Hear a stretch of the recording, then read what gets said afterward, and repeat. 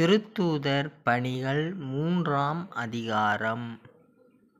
ஒருநாள் இறைவேண்டல் செய்யும் நேரமாகிய பிற்பகல் 3 மணிக்கு பேதுருவும் யோவானும் கோவிலுக்குச் சென்றனர். அப்பொழுது பிறவியிலேயே கால் ஊனமுற்றிருந்த ஒருவரை சிலர் சுமந்து கொண்டு வந்தனர்.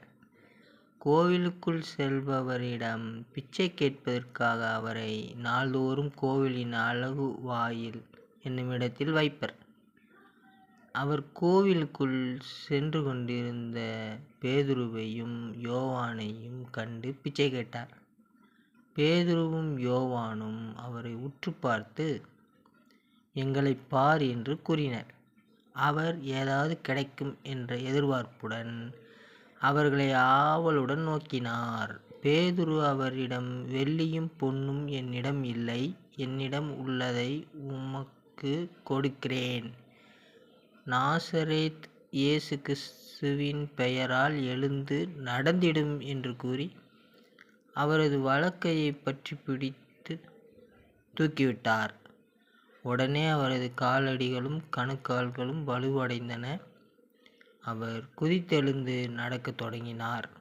துள்ளி நடந்து கடவுளைப் போற்றியவாறே அவர்களோடு கோயிலுக்குள் சென்றார். அவர் நடப்பதையும் கடவுளைப் போற்றுவதையும் மக்கள் அனைவரும் கண்டனர். அவர்கள் எல்லாரும் கோவிலின் அலகுவாயில் அருகே பிச்சை கேட்டுக் கொண்டிருந்தவர் இவரே என்று அறிந்து கொண்டனர். நடந்ததைப் பார்த்து திகைப்பு மிகுந்தவராய் மெய்மறந்து நின்றனர். இங்கே கவனிக்கும் பொழுது, நாசரேத் இயேசு கிறிஸ்துவின் பெயரால் எழுந்து நடந்திடும் என்று கூறி அவரது வலக்கையை பற்றி பிடித்து தூக்கிவிட்டார். உடனே அவரது காலடிகளும் கணுக்கால்களும் வலுவடைந்தன என்று குறிப்பிடப்பட்டிருக்கிறது. இயேசுவின் பெயரை சொல்லி அற்புதங்கள் செய்யப்படுகிறது. சிலருக்கு இயேசுவின் பெயரை சொல்லி ஜெபம் பண்ணும் பொழுது ஊனமுற்று இருப்பவர் உடனே நடப்பதில்லை. கண்ணு தெரியாதவருக்கு உடனே பார்வை கிடைப்பதில்லை. எதனால் என்று நாம் பார்க்கும் பொழுது,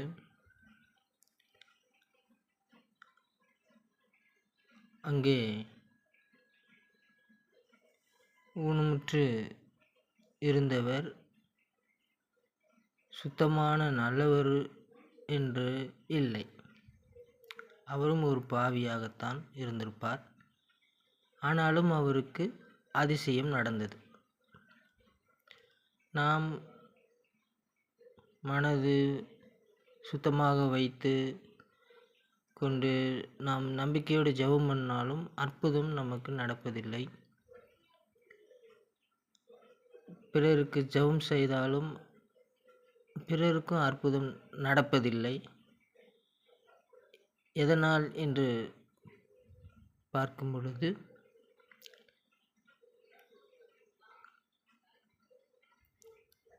பரிசுத்தமாக நோயாளி இருக்க வேண்டும் என்று அவசியமில்லை. ஆனால் இயேசுவின் பெயரை சொல்லி ஜெபிப்பவர் பரிசுத்தமாக இருக்க வேண்டும். அவர் நம்பிக்கையாக இருக்க வேண்டும். அப்போது அங்கே அதிசயமானது நடக்கும். அதைத்தான் இங்கு நாம் பார்க்கிறோம். பேதுரு பரிசுத்தமானவராக அவர் தன்னை காத்து கொண்டதாலே இயேசுவின் பெயர் சொல்லி ஜெபம் பண்ணும்போது அங்கே அதிசயம் நடந்தது. ஆகவே நாம் சில நேரங்களில் இயேசு பெயரை சொன்னால் எந்த அற்புதமும் நடக்கவில்லையே என்று நினைக்க தோன்றும். அவ்வாறு நினைக்க வேண்டிய அவசியம் இல்லை. நாம் பரிசுத்தமாக இல்லை என்றாலும் நமக்கு ஜெபம் பண்ணுகின்றவர் பரிசுத்தமாக இருந்தால் கண்டிப்பாக இந்த நாமத்தினால் அற்புதம் நடக்கும்.